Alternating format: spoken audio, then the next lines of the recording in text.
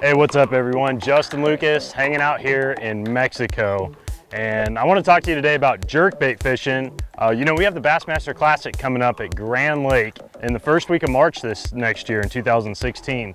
And a jerkbait is going to be a huge player in that tournament. It almost won it the last time they were there 3 years ago. So preferably for me, cold weather is when this thing really dominates. 60-degree water temp or below, you know, anywhere from 42 or 40 even all the way to 60. So you want to make a good cast. You know, you need a bait that casts well. Distance is key with this thing to get it down to the right depth. Right away, I'm just going to start jerk, pause, you know, jerk, pause, jerk, jerk.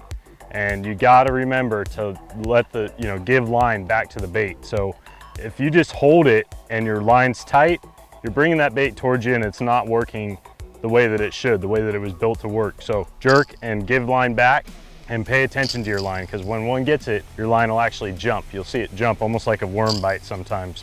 All right, so one thing that kind of scared me away from throwing a jerkbait when I first started throwing it was when it was cold, people talking about jerking it down there and letting it pause for 10 or 15 seconds at a time. And I thought that you had to do that. I would try it, just get discouraged because it wasn't working well for me, and it's such a hard thing to do. I just, you know, really started focusing on not letting that bait pause for more than 3 seconds. When it's the coldest it's gonna be, low 40 degrees, I'll let it pause for no more than 3 seconds. And the reason is I'm looking for active fish. I'd rather cover more water than sit in one area and let that bait sit there for 10 or 15 seconds. So keep that in mind. Don't get discouraged when people say they let it sit for 10 or 15 seconds. Let them do that, and you just keep covering water, no more than 3 seconds on a pause, and you'll be good to go. But this one specifically is the new Berkley Cutter Skinny 110 Plus. And that's gonna be your table rock shad type of color. We had them really dull out the chartreuse on the sides. It's not too bright. That's kind of that dull color that works really well. So they come stock with Fusion 19 treble hooks that Berkley's making now. Super sharp hooks. These are the sharpest hooks you can possibly get on a jerkbait in this price range at $7.99. So when you look at these two baits, the 90 and the 110, the first thing you got to know is about those numbers. That's actually the millimeters of the bait. So that's telling you the length. You can see right there the 90 is obviously shorter. If I'm fishing, you know, and I know that the fish are on small bait, I'm going to use this bait. You know, it's only got 2 treble hooks on it, and that's okay if they're on small bait because it's a small enough bait for them to get the whole thing in their mouth. But on an average day, you know, 75% of the time, I'm going to be throwing the 110. I really like being able to have 3 treble hooks. You know, it gives me, you know, 3 more opportunities to put a good hook in a fish with that extra treble on there. So when you get down to the tools that you're actually using with this setup, I'm going to use 8 to 12 pound test all the time with the jerkbait. 8 pound if I want this bait to reach its maximum depth, and then 12 pound if I'm fishing a lot shallower. You know, if I want the bait to go 4 feet, 3-4 feet, I'm gonna use 12.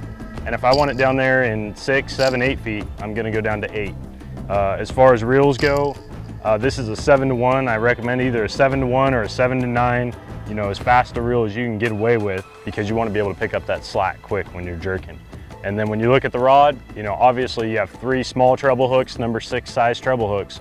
So you have to compensate in the rod for that. And you need a rod that's got a lot of flexibility in it, a little bit limber, fast tip, but limber. I like a 7-foot medium action fast. To me, that's the best rod that I've used, you know, the best action that I've found for a jerkbait. So this one right here is the exact combo I use. You look at the reel, it's an SX Abu Garcia Revo, and it's $159.99. And then the rod is just, you know, your standard Veritas. It's a $99 rod. So you're in this whole combo for 260 bucks. This is what I use when I'm fishing in tournaments.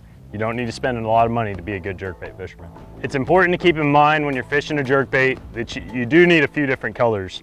You need some kind of flashy color like this blue silver. This is gonna be great on a day like today, you know, a little bit of breeze and sunny skies. That's the key with this, to be able to get that flash. Then, you know, on a low light early morning, something that's just got some white in it, you know, just kind of a more dull white is great. And then on your real cloudy, dark days is when I like a brighter bait like this table rock color. So, you know, all 3 of these, I could go anywhere in the country and catch fish on them, and remember to jerk, jerk, pause.